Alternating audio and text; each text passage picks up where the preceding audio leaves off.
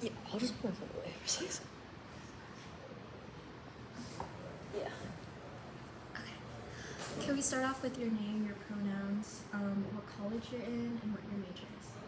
Okay, hello everyone. My name is Jaime Vegamora. I'm a first year in ERC. Pronouns are she, her, hers. And did you say major? Oh, yeah. Okay. I'm currently majoring in international studies, poli-sci. So we're going to start off with the first question. The first question being, KP can be a cis-normative space at times. How will you make the KP space more inclusive to trans or non-binary folk?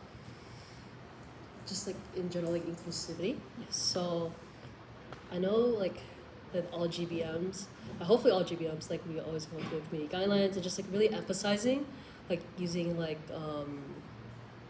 just like all inclusive language, and just like not only like emphasizing it but also like personifying it, and like even though like we're in a community, it is all right, in my opinion, to like maybe like check up on someone's like if they're like using a he or she like in like with malice, and it's like it's okay to do a check on them and stuff like that, to like create a community where everyone feels included and not like put down.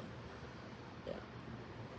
Second question, what is your understanding of intersectionality and how do you think it applies to your position? Intersectionality. Or so with the position that I'm going for, not only do I want to like essentially personify gender and sexuality awareness, I also want to like also learn more about what it means to like show awareness for gender sexuality. So that's why it kind of ties into intersectionality as well. Like even though I do not have like a firm understanding of what it is, with this position, not only will I understand and know the definition of it, I would also like bring awareness to it and like also share with the community as well. And like people start from somewhere, so like I would also be like building my way up, essentially. Our third question, as part of your position, you have to communicate with the Women's Center and the LGBT Resource Center. How familiar are you with these resource centers, and how do you plan to present their programs and resources for the members of KP? Right, so with the Women's Center and the LGBT Resource Center, I know where they are located. I just feel that like I'm kind of like hesitant or shy to like even like really check out the Resource Center, but I'm for sure gonna check it out more in my sophomore year, because I feel like in my freshman year, it's more so like building, like basically starting from level one, or like just building your way back up. So like I feel like KP was a really good start, and then also like being a part of my community in ERC is a good start. So then with my aim for sophomore year, like I want to also start like not only like start participating in like workshops or like events in the Women's Center, but Women's Center and the LGBT Center, but also like bring what I learned from there and like just bring it to KP and just like this KP space and community. Yeah. Fourth question, what does it mean for KP to be a SAC organization, and how will you rebuild the connections we have with the other SAC organizations? So what it means to me, I feel like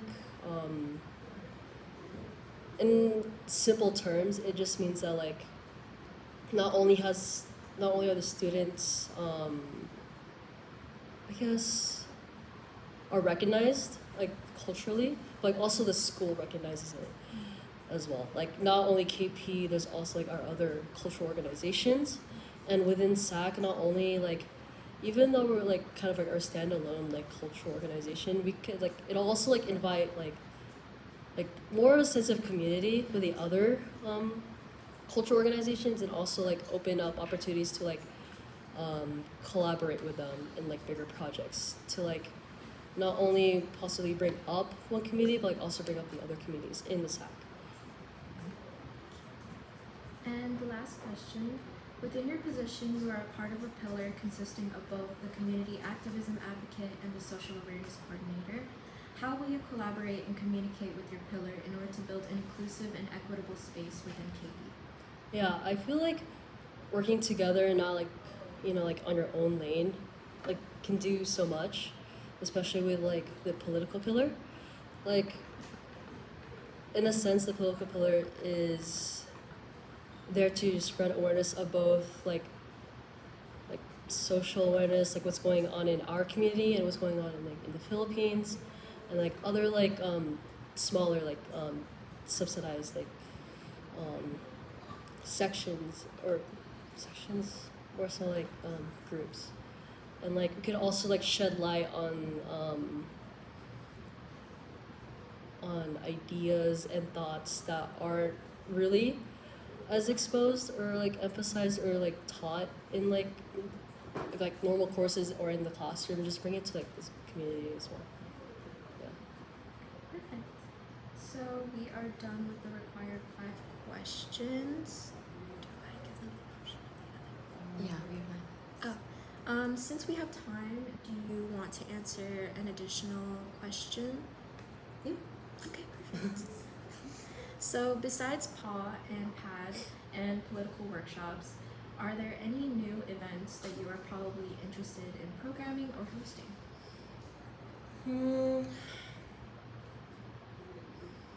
I feel like does it have to be existing workshops or could it be like new It can be ones? existing, it can be past that we haven't brought up in the previous years or Mhm. this year. It can be completely new to the space, Mhm. so it's anything that you want. Yeah, I feel like we could definitely just add on to what like y'all have done for the community this year. I feel like we could add on more to like probably like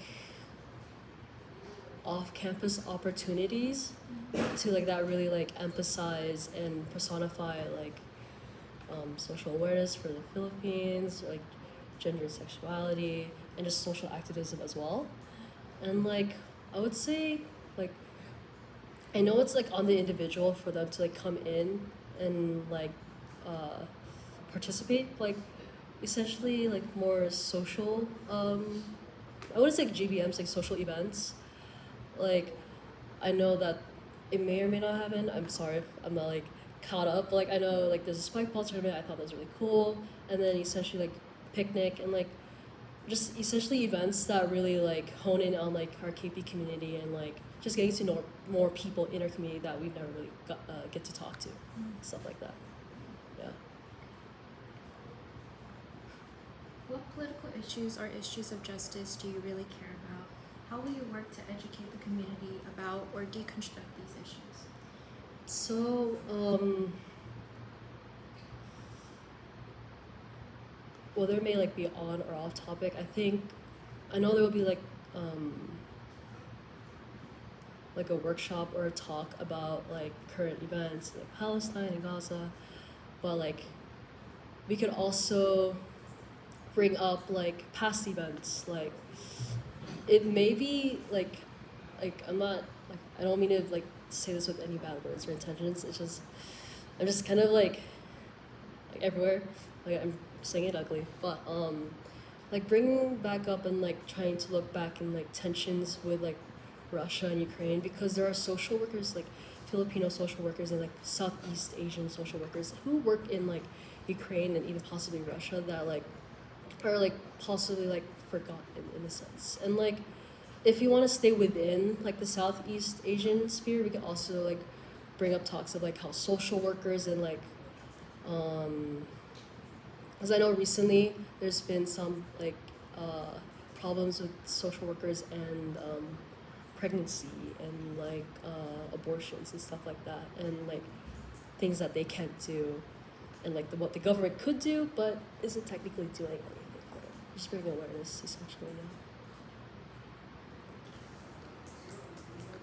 So I believe that is all the questions, well, extra questions that we have. Do you have any questions for us or any lingering comments that you might want?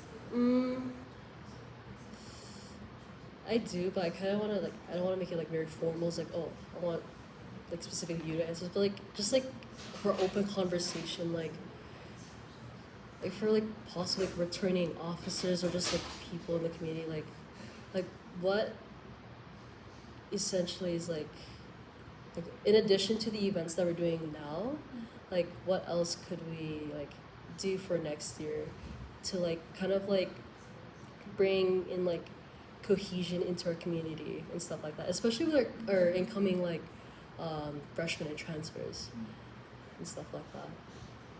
I know it's such a weird question, but like I'm just curious. I feel like, well, this is just me using I statements because obviously it's different with everyone else and on board. But from me being a general member and me being a board member, I feel like there's so many different environments that we come to face every time KB gets new incoming freshmen and transfer students. It's always about, adapting to the different environments, making sure that we get to know the kind of people that are coming into the space and also who stay in the space as well. We want to make sure that we really emphasize the fact that while we do want to retain people, we want to curate events that keep them retained and give them a purpose to keep coming back. I know you were questioning how do we make this or curate more events in order to incorporate the new people or the new personalities, the new backgrounds, the new identities that do come in. It's always so flexible. I usually like to say to a lot of people that this position is so flexible that whenever you have new ideas, you can just bring it up to board and you'll be able to possibly get it out into the space, be able to implement it within the space. It could either be a hit or it either can be not. But either way, if it impacts one person or two people, I feel like that's what really matters. Whether it's a new event or a current event that we keep doing every single year, I feel like whatever you decide to do with your position and whatever you decide to put out there within the space and how it impacts people, I think you'll be able to do a lot and influence a lot of people to keep coming back and to be like, hey, I really belong in this space because there's someone in board that really, really cares about what kind of people need the different spaces that they feel comfortable within. Does anyone else have any questions or comments for that question? I feel like you said it really well.